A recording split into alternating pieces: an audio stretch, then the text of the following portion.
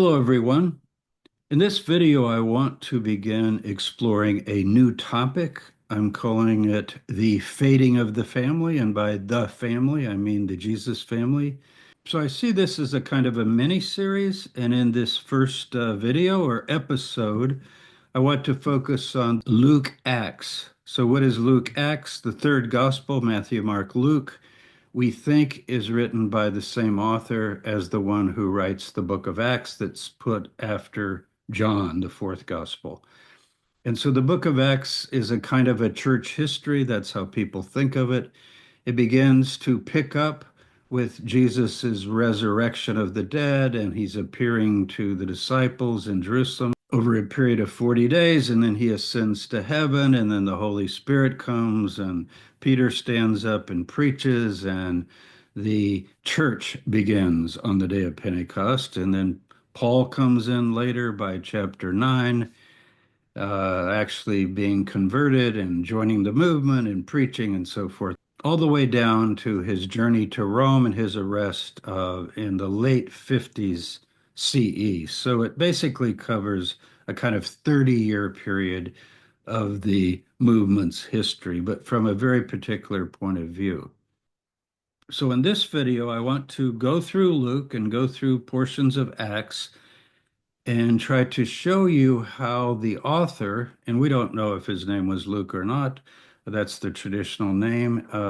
Both of those books, Luke, Acts, are anonymous. They don't have the name of the author. But Luke begins with the preface, and Acts begins with the similar preface dedicated to a patron. His name is Theophilus. We don't know who he is. It's kind of a popular name of the time. I think we're going to see that the author of those two books is very keen on playing down the physical family of Jesus. So I'm going to share my screen and we'll get started. Got a document for you here. Okay, the fading of the family in Luke Acts. Assumptions. I am assuming the priority of Mark. What I mean by that is Mark wrote first, and Matthew used Mark as a source, and Luke used Mark as a source, and he has a collection of the sayings of Jesus, primarily that we call Q. Whether you want to call it Q or not doesn't matter. It's the material that Matthew and Luke have in common that's not in Mark, but Mark is the basic narrative story that Luke does follow. And then he inserts this other material, some from his own sources, some apparently a shared source that he has with Matthew. I don't think he actually got it from Matthew. That's debated, but it doesn't matter for what we're doing today. So we're taking Luke and Acts as they are, but we're keeping in mind that Luke, at least, is rewriting Mark. And it's not just a new edition. He's actually using Mark as a source and overwriting it fairly completely so that it really becomes a new work when we read the Gospel of Luke. Mark is embedded in it in certain ways, but he edits it very freely. I have a course on the Gospel of Mark, as some of you know, that you can take online. I'll put some of that information in the description, and we cover that very thoroughly. Anyway, that's my assumption. And then by family, I mean, I'll highlight it here, Mary, the mother of Jesus, John the Dipper, I like to call him, his mother Elizabeth, who's related to Mary. So it's all in the family. Jesus himself, Mary Magdalene, I'm including as maybe not part of the family, but certainly a intimate and important person to the family, and who knows, maybe even related. And then James, the brother of Jesus, and Simon, the brother, or some say cousin, and Jude, the brother of James, also the brother of Jesus. For example, we have stories of the grandsons of Jude, the brother of Jesus, later being arrested by the Romans and quizzed and questioned about their loyalty to Rome and what the movement was all about and so forth. And we've got a lot about James. We've got a little bit about Simon, the brother or cousin. I think he was a brother, but I'm not covering those details today. So the family is collectively called in Greek the Despasunai. That's actually feminine because you could have the Despasunoi. So it really seems to cluster around Mary as the central figure. Now, I have a new book coming out September 30th, as some of you know, and I've talked about it before, The Lost Mary. And I think it would not be inaccurate to characterize this book as the book of the fated family. First of all, that Mary herself is the fated woman. She's Jewish. She's the mother of 8 children. She probably ends up a widow. There are all sorts of things about her that I explore in this book as a Jewish woman of her time, not as a Catholic saint or a nun or Queen of Heaven or anything that came theologically later. So we're looking at the historical Jesus, historical family. So one of the things that happens in Luke Acts, and I think it's a very definite trend, is the writing out of the family. And when we get to the end, you're going to see it is incredibly dramatic and very, very stark. The first instance of that is Mark 6, verse 3, such an important verse historically, because here you have a scene at Nazareth where Jesus is called the carpenter. Now, some of you know the Greek word is tekton, so that's probably not a good translation. I just put it in because it's traditional. I've talked a lot about this. I cover it in the Mary book. I cover it in some of my other books. A tekton as a builder could be stone. I think it's more likely stone than wood, but somebody that's in the building trades. So you learn that, and then the son of Mary, Jesus is the son of Mary, and the brother of James, Joseph, which is a shortened form of the name Joseph, and Judas and Simon, and his sisters. We've got 2 sisters, we think, Salome and a Mary, but it's possible also that there was an Anna. Later in church history, there would be 3. So I'm going to say a family of 8, 4 brothers, Jesus, that's 5, and at least 3 sisters, and there could be more sisters that we don't know of. Now, notice when Luke gets to this place in Mark, he just says, "Is this not Joseph's son?" He takes away the reference to Mary and the brothers and sisters. Look at that. They're not named. Now, this is really stark. In other words, all of this becomes this. Is this not Joseph's son? What happened to the family? And he can see Mark, his source, and he doesn't name the brothers. And he never names the brothers. Keep that in mind. So something's going on. Okay, then we go all the way to the crucifixion. Nothing more really about the family, particularly in Luke. And they're women looking on from afar. Now, this is Mark again. This is his source. I want you to see how Luke rewrites his source, Mark. So we've got women, and they're named Mary Magdalene, Mary, the mother of James the younger, and of Jose, and of Salome. This, I believe, is Jesus' mother, just the way Mark refers to her, because he's already identified her right here. And this is a very unique nickname. And there it is again. And Salome, probably the sister, who, when he was in Galilee, followed him and ministered to him, served him literally, and also many other women who came up with him to Jerusalem. Mark 15:40 through 41. But look at Luke, same verse. And all those who knew him and the women who'd followed him from Galilee stood at a distance and saw these things. So who's at the cross? This is so important. The idea that Mary, his mother, was there. The men had fled, the disciples had fled. And Mary Magdalene even mentioned first, and we'll cover her later explicitly, but here she's just mentioned. But very important that she's mentioned first, these women. She's head of this band of sisters along with Mary the mother. So, how does Luke take this and all those who knew him and the women who'd followed him? What women? Who are they? Why isn't he telling us this is the family again?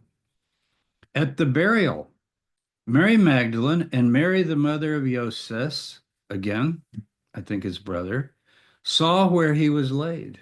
So this is at the burial when Jesus dies. And look, the women who'd come with him from Galilee followed and saw the tomb and how his body was laid. Again, doesn't name Mary Magdalene, doesn't name Mary the mother. And I think from this, it's implied that even Salome is with them, the sister. And then finally at the tomb, When the Sabbath was past, Mary Magdalene, Mary, that's Jesus' mother, the mother of James, bought spices that they might go and anoint him. And very early on the first day of the week, they went to the tomb when the sun had risen. That's Mark 16, 1 and 2. So this is the discovery of what's often called the empty tomb. And once again, Luke 24, and on the first day of the week at early dawn, they went to the tomb. Who went to the tomb? The women who had followed him and saw the tomb. Why aren't we naming them? Why aren't we saying Mary Magdalene and Mary, his mother, and his sister Salome?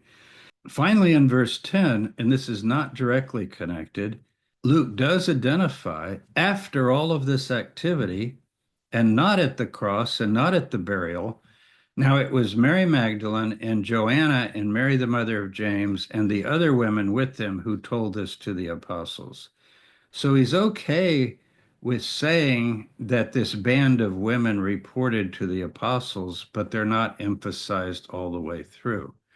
And then when you come to the book of Acts, notice this. You've got the 11 apostles gathered together. Peter is at their head, not James. James isn't even mentioned.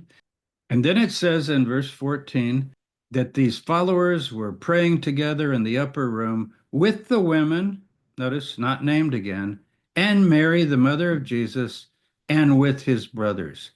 So he knows they need to be there. And notice the brothers, where were the brothers during all of this? And here they are, they're gathered back together, but they're not named again.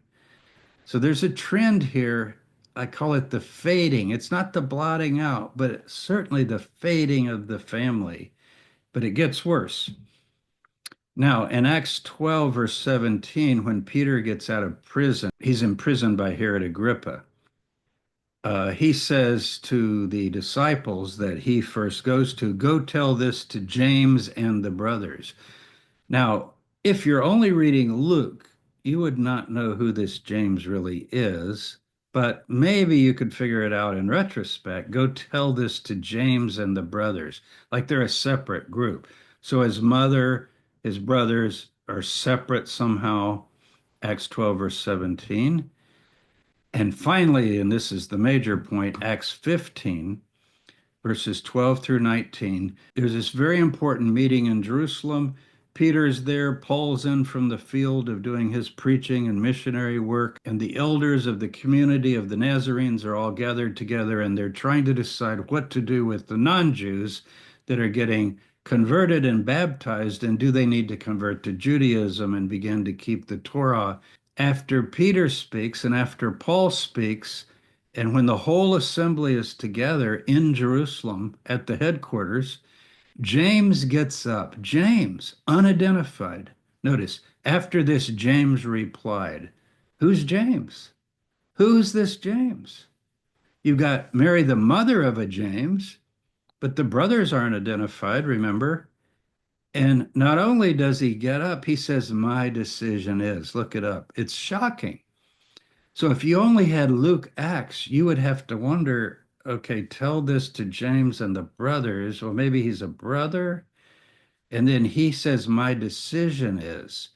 Now, Luke can't take that out because we know from all the sources we're going to take a look at that James is actually in charge of the movement, not Peter, not Paul, no one else but James.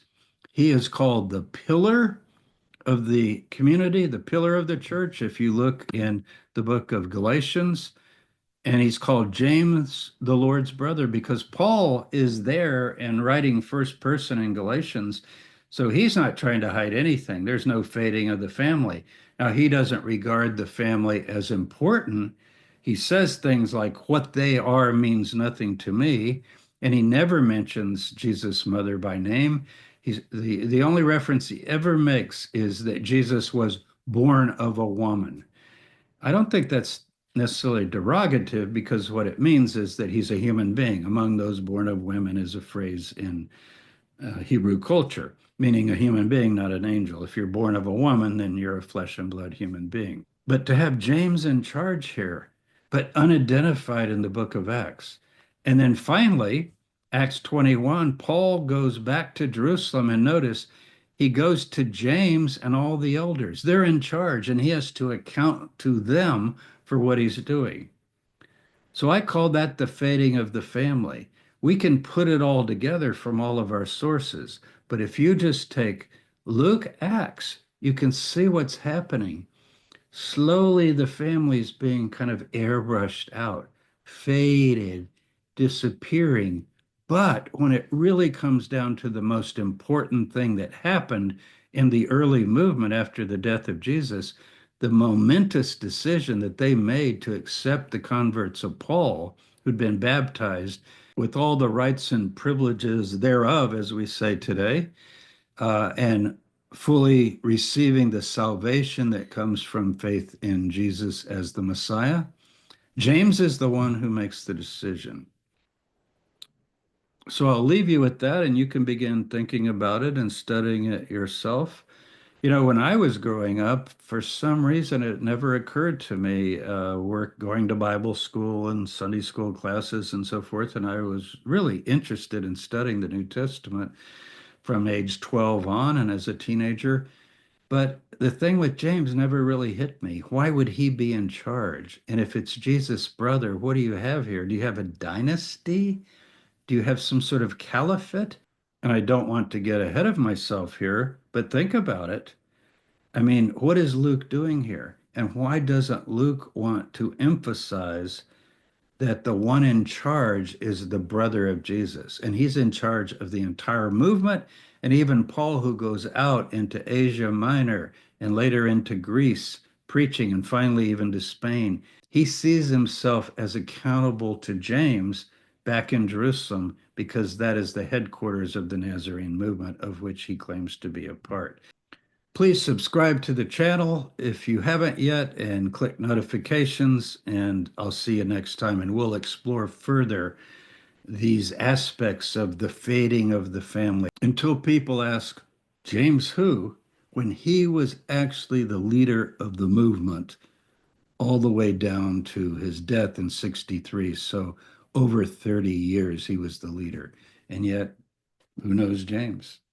It's amazing when you think about it. And as you're going to see, there's much more to come. I'll see you next time.